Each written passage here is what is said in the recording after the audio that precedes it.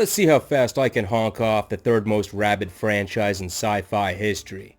Grab your rifles and your Cortana body pillows, because this one's been chawing at me since 2001. Halo is about to get it. Sounds like he took some of the furniture when he left, and the carpet, and the drapes, and I wouldn't expect to get that deposit back.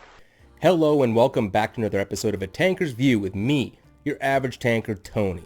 This week I'm going to shoot myself in the foot and tell the internet, the whole internet, that Halo's vehicles, I repeat, Halo's vehicles all suck. There's not a single redeeming quality of any of them.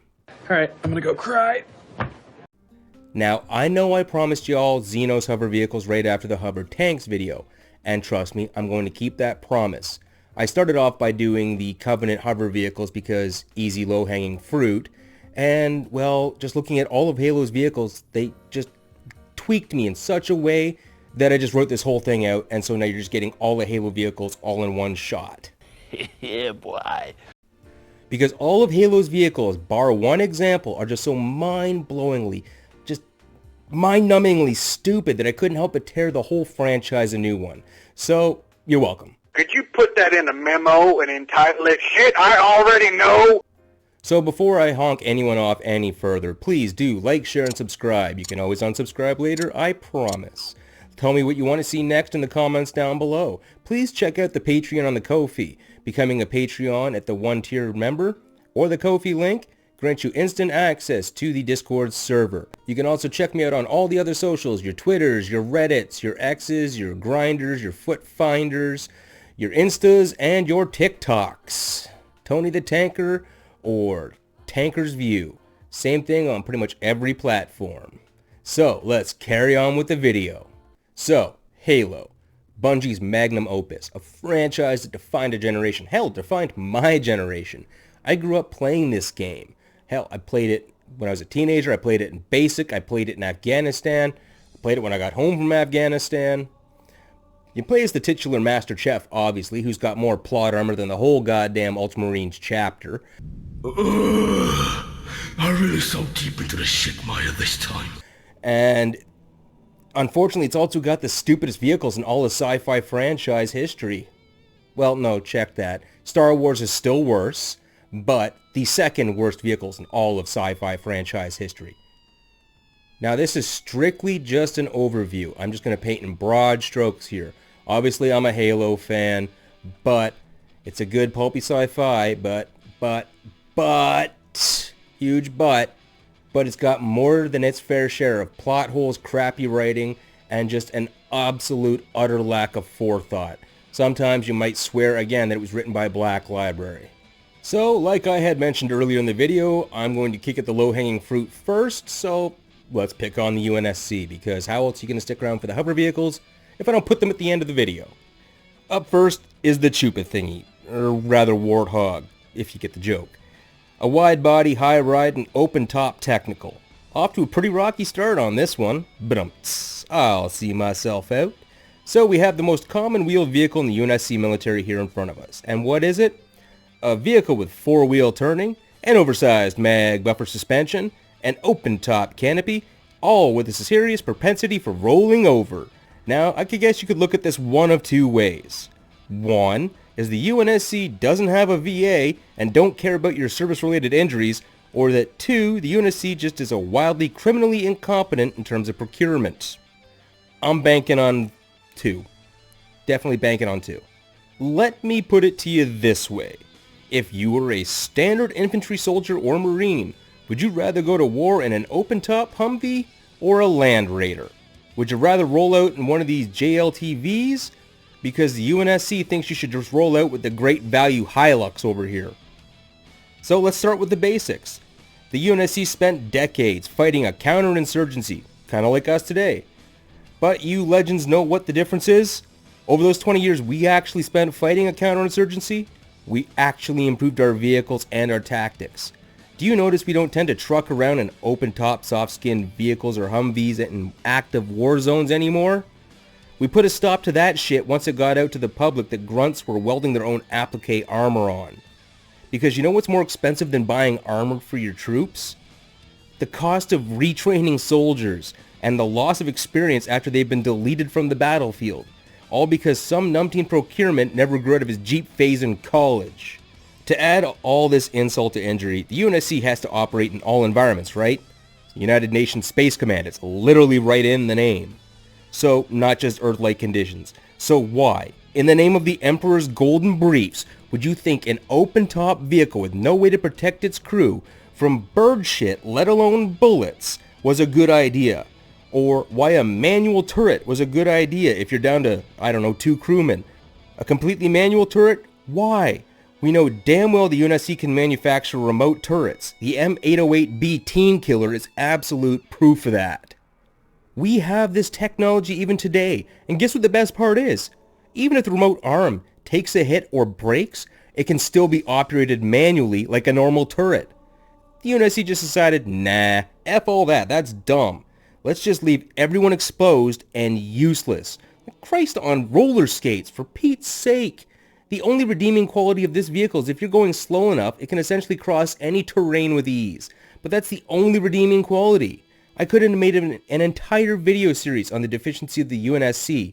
In fact, if you want that, leave a comment down below and I'll go into really deep detail about it.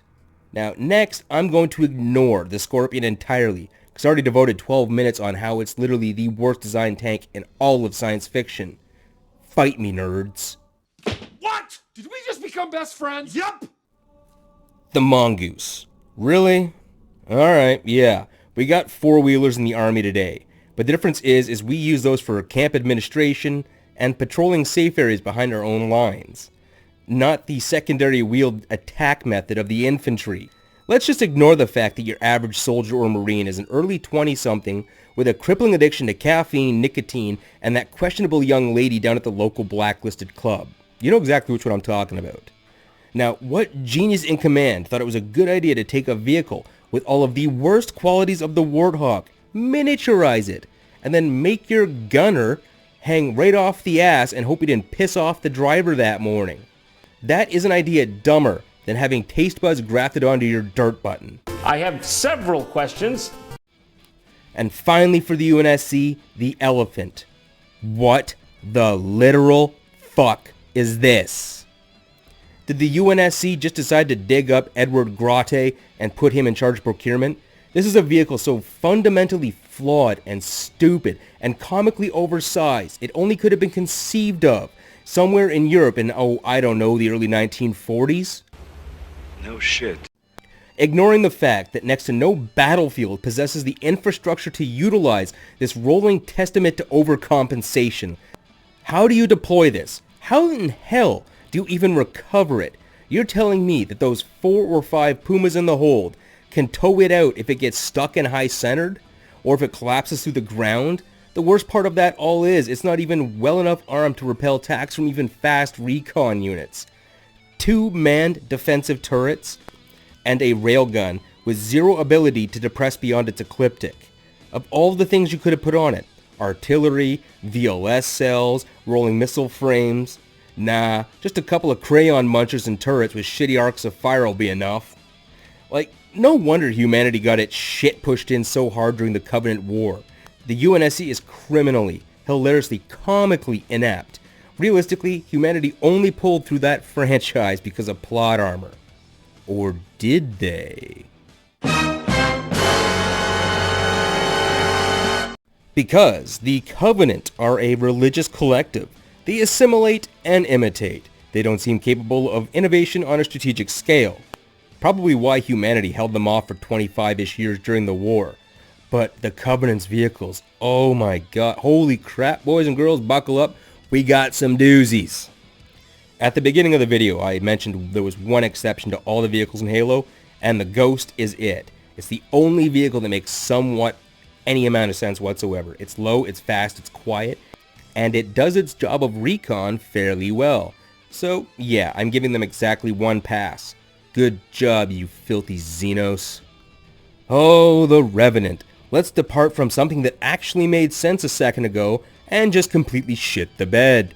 Because someone in the Covenant history went up and said to procurement, "My lord, we need an infantry support vehicle. Something we can use behind perhaps some cover maybe." Alright, cool. How about an anti-gravity plasma mortar, man? Yes, that would work. What about assisted targeting? Why would you need that?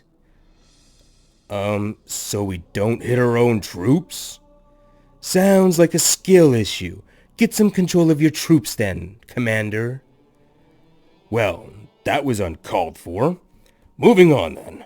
What about some armor cover for the pilot and gunner? I'm not following. Prophet, how do we not get shot? You know, Commander, I'm getting the distinct impression you're not all about that great journey. Do I smell heresy? See what I mean here, folks? I bet a lot of Marines were eternally grateful the Covenant were just as dumb with their machines as the UNSC's command was. Then there's the Wraith, which is like a Revenant, but it's even worse. Much, much worse. Not only does it look like a 16th century royal codpiece, but they put an exposed bow gunner right in front, the part of the tank that lobs multi-thousand degree hot-ass plasma. I would say it's poor form to simultaneously cook your secondary gunner and give him all of the cancer at the same time. But clearly OSHA doesn't give a shit or just plain doesn't exist in this particular timeline. Now following all that up is an exposed rear. Yes, this thing can turn on a dime, but all your weapons are facing forward. It's going to make a fighting retreat nigh impossible, especially if you have to constantly oscillate your entire vehicle to aim the main gun. And that main mortar gun, what a terrible goddamn idea. Not only is its direct fire capability abysmal, but at medium and long range, the plasma bomb has enough hang time that fast enough mobile units will have no difficulty avoiding bombardment splash area.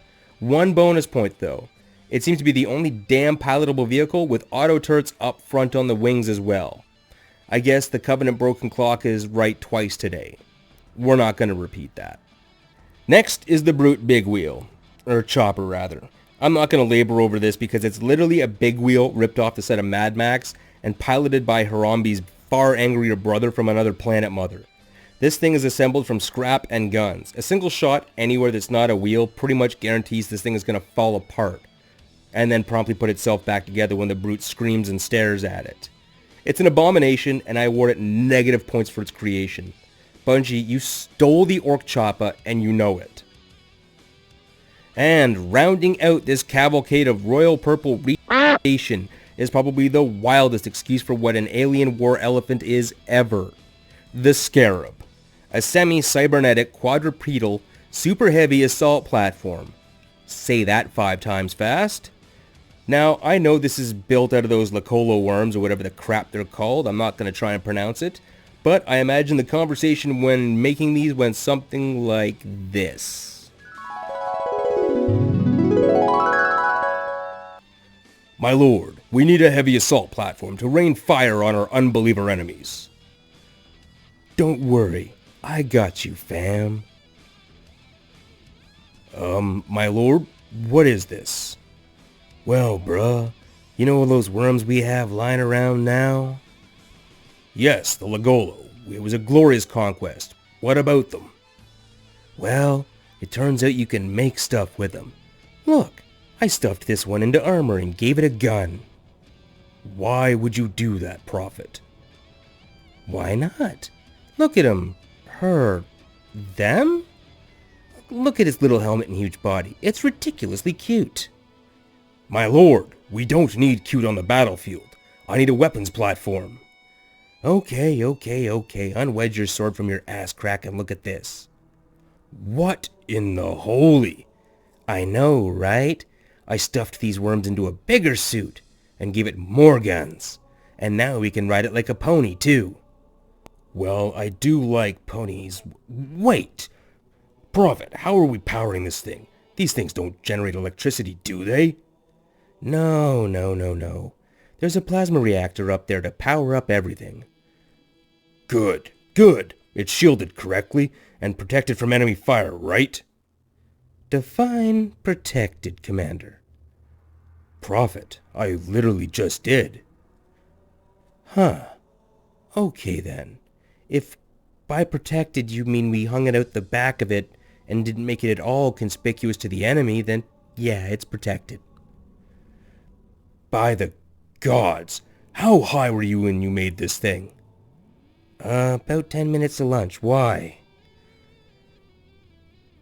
That's it. I give up. I'm gonna go on the great journey myself. Fuck you guys. But I think I'm gonna round this out now, because I'm not gonna go into the aircraft tactics or how criminally insane this war was prosecuted and or fought. I just don't have it in me to edit a 2-hour-long video this week, guys. But if you want to see individual parts, please comment down below. And with that, guys, thank you all for watching. You are all legends, and I will see you all next time.